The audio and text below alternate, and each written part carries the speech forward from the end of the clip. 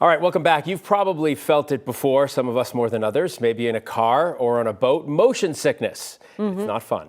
No, some people are experts at knowing all about it. But now, for the first time in over 40 years, there is a new treatment for it. Our Nine Health expert, Dr. Kohli, is joining us. First of all, when you hear people talk about it, you're like, well, what is that? What does that feel like? What is it? So motion sickness is actually something that evolved to protect us. It's our brain's perception of a threat, usually a neurotoxin. It thinks we're getting a poison, because think about how our brain works. It's a big computer that takes an input from the environment. So what are the sources of input? Our eyes, right? Our joints, where they are in space, like when you're in a dark room, you still know where your body is. That's called proprioception. And then these tiny little canals in our ear, they're called our vestibular system. They tell us which way is up and which way is upside down. So if you're sitting in a car and reading a book, your eyes are stationary, right? But your canals in your ears, your vestibular system is perceiving the motion.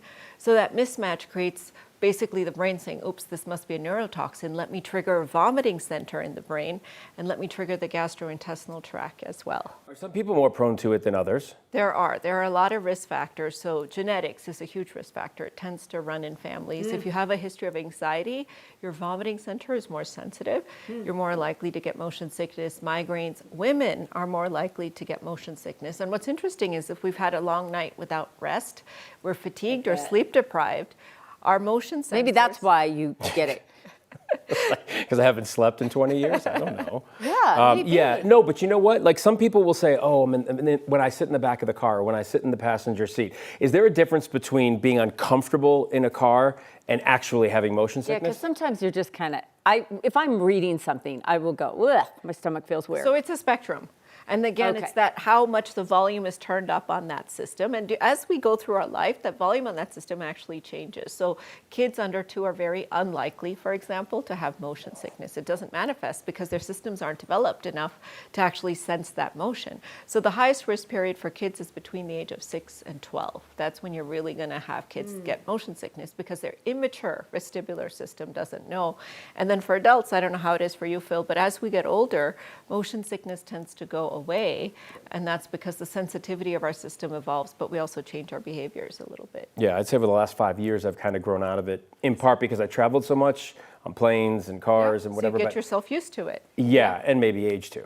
That's possible. But I'm happy either way, whatever it is, because it's awful when you're really dealing with it and you're in an environment where other people aren't really feeling what you're feeling, and you're feeling sick. Well, and it's not only that. We think about our military, our Navy. It's pretty common, right? 80 million Americans have it. And so if you're one of those types and you're a pilot, you're in some kind of a profession that does create that mismatch all the time, how do you cope? How do you function? And even vacations, going on a cruise with your family, it can be really miserable. Yeah, the water. Yeah. So I have 2 questions. One, what is this treatment? How's that work? Would this also work, like, I know some people feel that same sensation if they have like an MRI? Or other things, or no? No, so this is not working on the anxiety center. So Okay, when you have an MRI and somebody gives you a Valium or a Xanax, that's what I thought. It turns off that anxiety, that fight or flight response where you have to flee the situation. But where this works on is the vomiting center. So it's really quite interesting, because the vomiting center still gets triggered in the same way by the motion sickness. So they did a placebo-controlled trial, and they gave people with known motion sickness, like Phil here, this medication, and they saw a 50% decreased chance of vomiting, and at the higher doses it was 75% less chance. So incredibly effective medicine. For decades we've had nothing. We've used like antihistamines like Benadryl and Meclizine. We've used anticholinergics, but now this actually targets that vomiting center in the brain. So it really can be a game changer for people, and it can be used as a way to train your brain that that's not necessarily a threat. And after a while, we say circuits that fire together wire together. So if you stop triggering that vomiting center every time you get on a ship or in a plane or whatever, it's going to go away. Okay, that brings up another question. Go for it. No, go for it. If you know someone, men in my home that have a fear of vomiting, does that work? It doesn't work. Like if you get the flu, I mean, total fear. So they say it's not true, but it's true. Really? It's not uncommon. A lot of people would rather. I mean, nobody enjoys it, but a fear. Yeah. There's a deep-rooted fear of vomiting. Does that work? So this works in a different way. So for them, I would recommend something called ondansetron.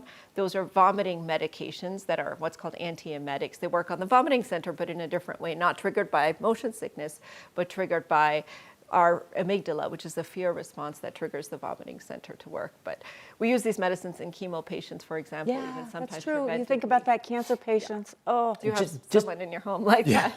Just finally, before we go, because I know they want us to wrap up, but this is a fascinating conversation. I know. When you say the vomiting center, are we talking about in your head, or is it a body response? It's in your head, Phil. Okay. And it triggers your body to have that, the compulsive vomiting. So sometimes you can basically have the nausea, the feeling, the triggering of the vomiting center without having the actual vomiting, or usually they go hand in hand. But our brain is a master computer, and it's highly tied to our emotions. It's highly tied to hormones. So women have a more sensitive vomiting center. That's why pregnancy can trigger that Makes vomiting sense. a lot easier, and can trigger motion sickness easier as well. Yeah, I'm going to go with it was passed down to me. Who knew we'd want to spend so many minutes No, I know, talking about but vomiting? fascinating. Vomiting centers. Always But fascinating, it- Dr. Kohli. everybody can relate, and nobody yeah. wants it ever to happen to them. 80 So million thank you. Americans, so. Dr. Kohli, thank you.